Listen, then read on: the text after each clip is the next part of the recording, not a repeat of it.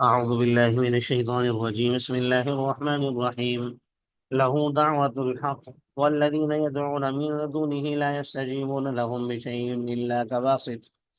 إلا كباسط كفيه إلى الماء ليبلغ فاه وما هو ببالغه وما دعاء الكافرين إلا في ضلال صدق الله العظيم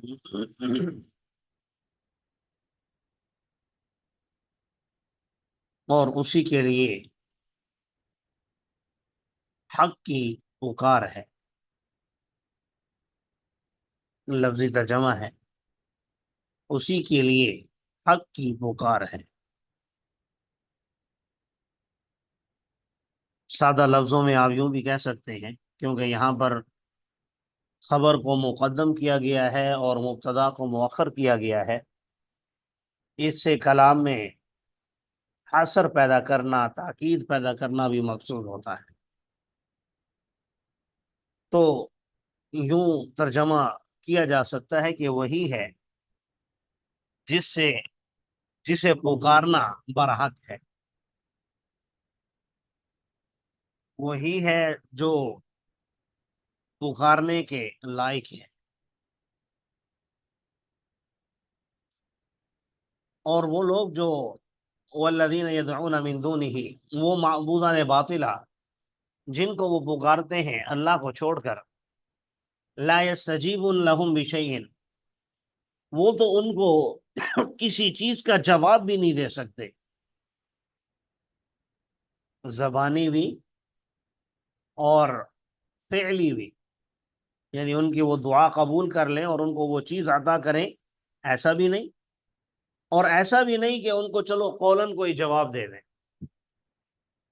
کیونکہ جو فرشتوں کو پکارتے ہیں یا انبیاء کو، حضرت عیسیٰ علیہ السلام کو، حضرت عزیر علیہ السلام کو، تو ظاہر ہے ان کا پکارنا، وہ تو اب اس دنیا میں ہے نہیں، فرشتے ہیں تو وہ دوسرے عالم کی مخلوق ہے، دوسری مکلف بھی نہیں ہے وہ، اور وہ انسان کو جواب دینے کی پابندی نہیں،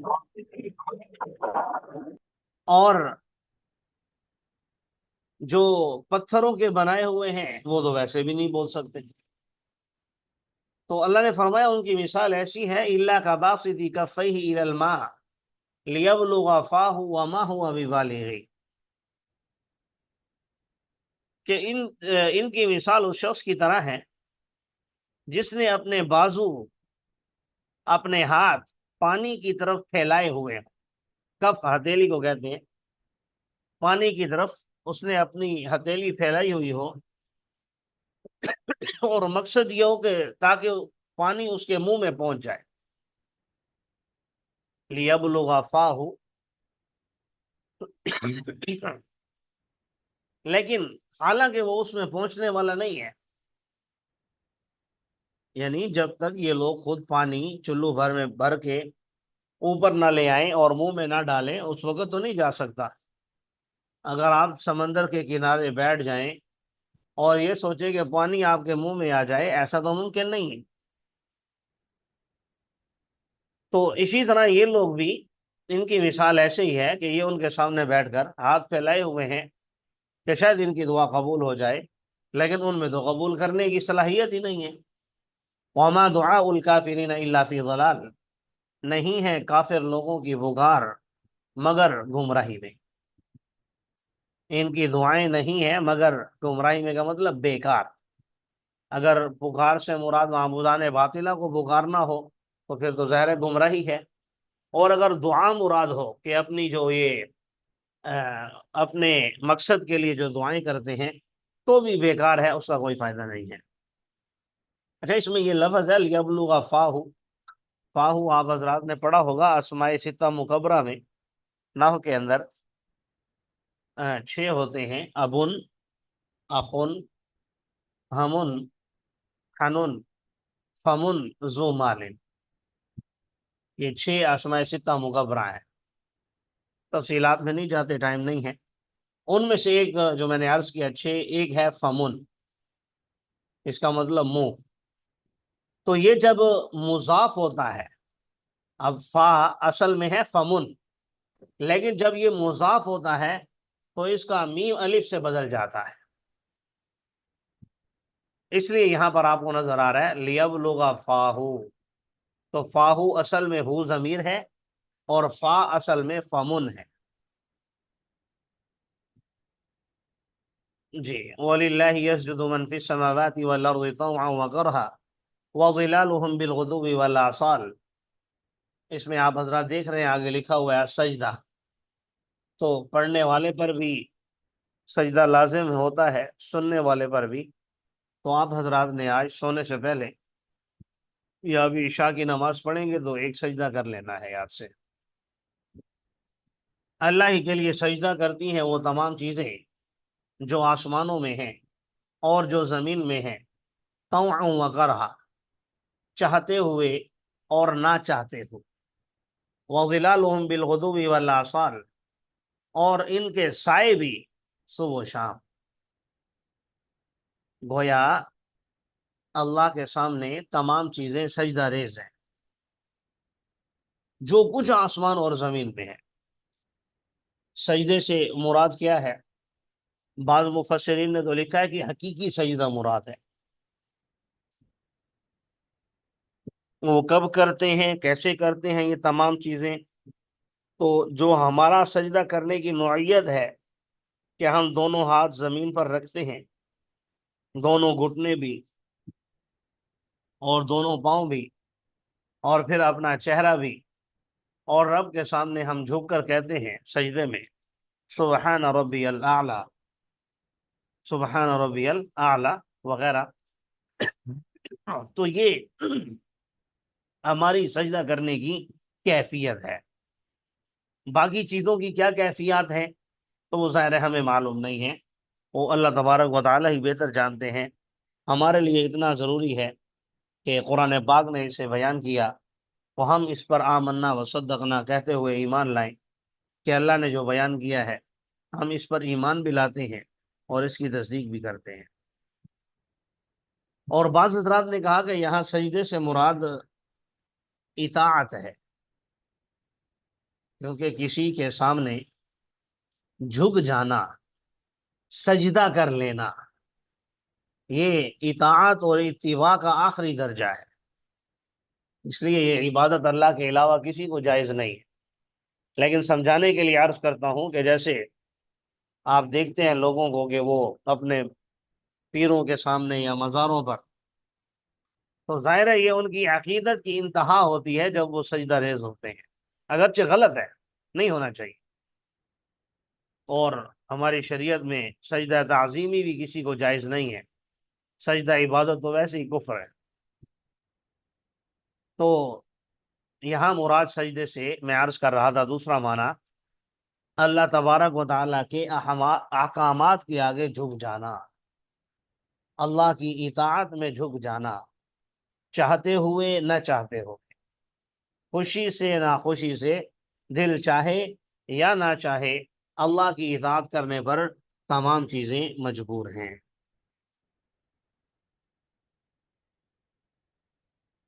قل من رب السماوات والارض، آپ کہہ دیجئے کون ہے آسمان اور زمین کا رب، پھر انہیں خود بتا بھی دیجئے اللہ۔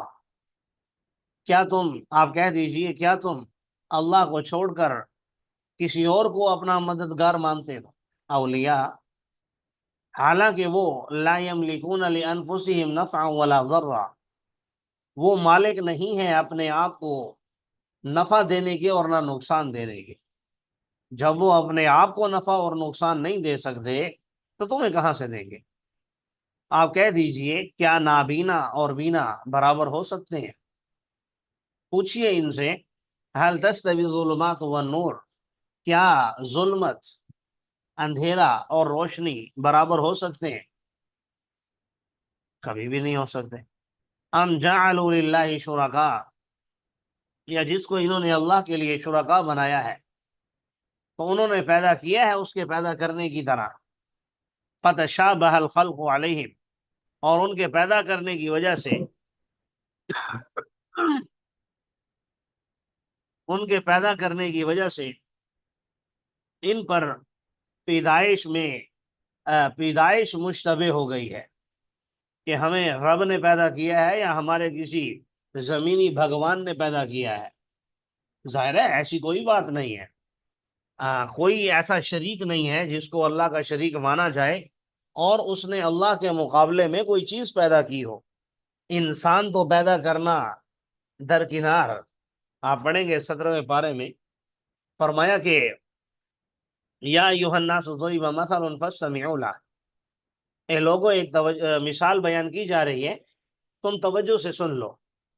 مثال یہ ہے، ان الذين تدعون من دون الله لن يخلقوا ذبابا ولو اجتمعوا له، کہ اگر یہ تمام معبودان باطلہ اس بات پر جمع ہو جائیں کہ اللہ کے مقابلے میں اللہ کی مخلوقات میں سے مکھی کو پیدا کرنا چاہیں، کسی مکھی کو بنانا چاہیں، تو فرمایا یہ لوگ مکھی بنانے پر قادر نہیں ہیں، انسان بنانا تو درکنار۔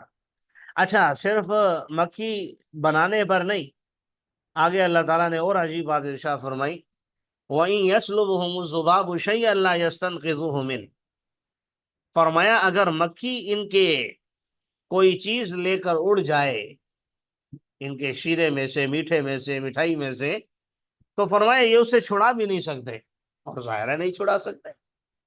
فرمایا ضعف الطالب والمطلوب، مانگنے والے بھی کمزور ہیں، جن سے مانگا جا رہا ہے وہ بھی کمزور ہیں۔ تو ایک ہی یہ مضمون ہے، مختلف انداز میں اللہ نے سمجھایا ہے۔ تو یہاں پر فرمایا کہ جب انہوں نے کچھ پیدا ہی نہیں کیا تو پھر ان پر مشابہت بھی نہیں ہوئی، کوئی ان کو شک و شبہ بھی نہیں ہونا چاہیے۔ آپ کہہ دیجئے اللہ خالق کل شیء وہو الواحد القہار، اللہ ہر چیز کا خالق ہے، ہر چیز کو پیدا کرنے والا ہے، وہ تنہا سب پر غالب بھی ہے۔ اب آگے پھر اللہ کے قدرت کے مظاہر میں سے کچھ باتیں بیان کر رہے ہیں۔ پانی کا اس لیے بار بار ذکر کرتے ہیں، اور بھی وجوہات ہوں گی یقیناً، کہ پانی، ایک تو اللہ نے تمام مخلوقات کو پانی سے بنایا ہے، دوسری بات یہ بھی ہے کہ ہر مخلوق کے زندہ رہنے میں پانی کو بڑا عمل دخل ہے، تو اس لیے آپ دیکھتے ہیں پانی کا ذکر ہوتا ہے۔ انزل من السماء ماء، اللہ کی ذات وہ ہے جو آسمان سے پانی کو اتارتی، فسالت اودیۃ بقدرها، جی، پھر وہ پانی وادیوں میں بہہ پڑتا ہے اس کے اندازے سے، فاحتمل السیل زبد الرابیہ، پھر وہ پانی اپنے اوپر اٹھا لاتا ہے زبد الرابیہ، جھاگ،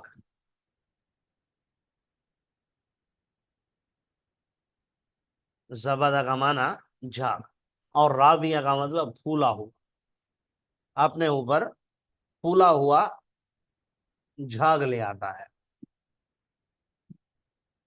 اور اس چیز میں سے جسے وہ جلاتے ہیں آگ میں، زیورات کو تلاش کرتے ہوئے یا کوئی اور سامان بناتے ہوئے، زبد مثلو، اس کے اوپر بھی اسی طرح کا جھاگ ہوتا ہے۔ اسی طرح اللہ تبارک و تعالی حق اور باطل کو بیان کرتا ہے۔ بہرحال فَأَمَّا الزَّبَدُ فَيَذْهَبُ جُفَاءً، بہرحال جو جھاگ ہوتا ہے وہ تو ختم ہو جاتا ہے، جفاء، سوکھ کر، وہ جھاگ سوکھ کر ختم ہو جاتا ہے۔ بہرحال وہ جس سے لوگ نفع حاصل کرتے ہیں وہ ٹھہرا رہتا ہے زمین میں۔ اسی طرح اللہ تبارک و تعالی مثالیں بیان کرتا ہے تاکہ لوگ اس سے عبرت حاصل کریں۔ بتانا یہ مقصود ہے اس مثال میں، پتہ نہیں آپ حضرات کو سمجھ آئی ہے کہ نہیں آئی۔ بتانا یہ چاہ رہے ہیں اس مثال میں کہ ایک پانی ہے اور پھر اس کے اوپر جھاگ ہے۔ اسی طرح آپ کوئی زیورات سے کچھ بناتے ہیں، سونا چاندی یا کچھ بھی، تو اس کو جب آپ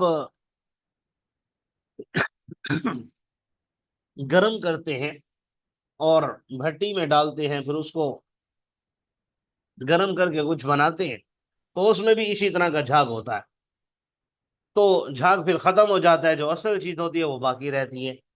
تو اسی طرح بسا اوقات آپ کے سامنے، آپ کی زندگی میں حق ہوتا ہے، لیکن اس کے اوپر बातिल छाया हुआ होता है, उसके ऊपर बातिल छाया हुआ होता है, और जिसकी वजह से आपको हक नजर नहीं आ रहा होता।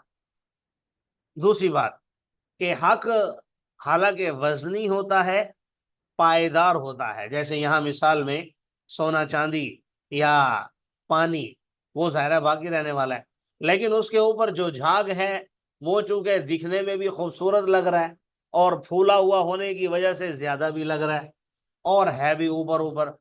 तो इंसान बसा औकात इस तरह की जाहिरी चीजों को देखकर मुतासर हो जाता है, लेकिन उसकी तय में नहीं पहुंचता।